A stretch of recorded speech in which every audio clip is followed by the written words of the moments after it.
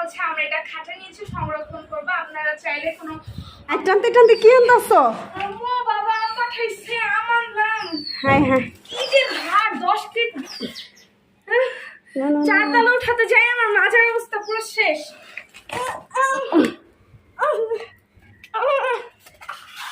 রাখো। উফ। আসসালামু আলাইকুম এভরিওয়ান, নতুন আরেকটি ব্লগ নিয়ে চলে এসেছি। আমাদের আজকের ভিডিওটি হলো, আজকে হচ্ছে কয়েকদিন আগে আমি আমার পাপার কাছে আম খেতে চেয়েছিলাম।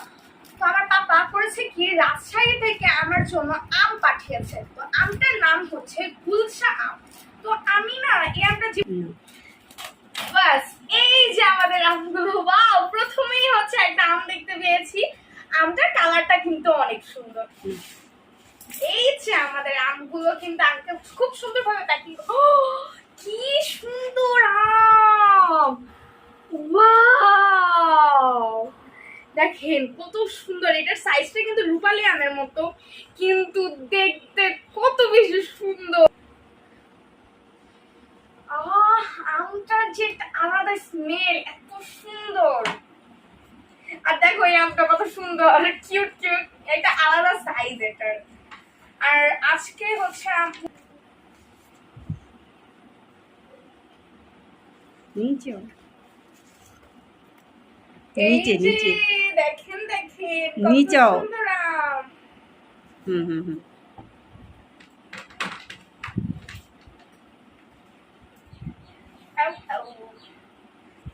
আর আমটা কিন্তু অনেক সুন্দর মতো আঙ্কেল প্যাক করে দিয়েছে। আর আমাদেরও কিন্তু এটা আনতে অনেক সুবিধা হয়েছে, আমাদের একদম ঘরের সামনে দিয়ে গেছে। আর আপনারা তো আমাদের কিন্তু একদম বাড়ির সামনে দিয়ে গিয়েছে। তো আপনারা যদি কেউ অর্ডার করতে চান তাহলে আমাকে বলবেন, আমি হচ্ছে আপনাদের পেজটা দিয়ে দিব। তো আমি এইবার নিয়ে 3বার আম অর্ডার করেছি আমার পাপা, কারণ আমার ওই আঙ্কেলের গাছের যে আম, সে আমগুলো কিন্তু খেতে অনেক মিষ্টি, আমার কিন্তু অনেক ভালো লাগে। আর এই আমটার নাম আমি সঠিক জানি না যে আমটার নাম কি। তো আপনারা যদি কেউ জানেন তাহলে কিন্তু আমাকে অবশ্যই বলবেন। করো নিচে নিচে নিচে নিচে। মুখ ডাকছি না, যেদিকেই তাকায় শুধু আম আর আম। আমগুলো দেখেছেন কত বেশি সুন্দর সুন্দর আম। এই আম দিয়ে শীঘ্রই অনেকগুলো রেসিপি আসবে। যদি দেখতে চান তাহলে আমার চ্যানেলটা সাবস্ক্রাইব করে দিবেন।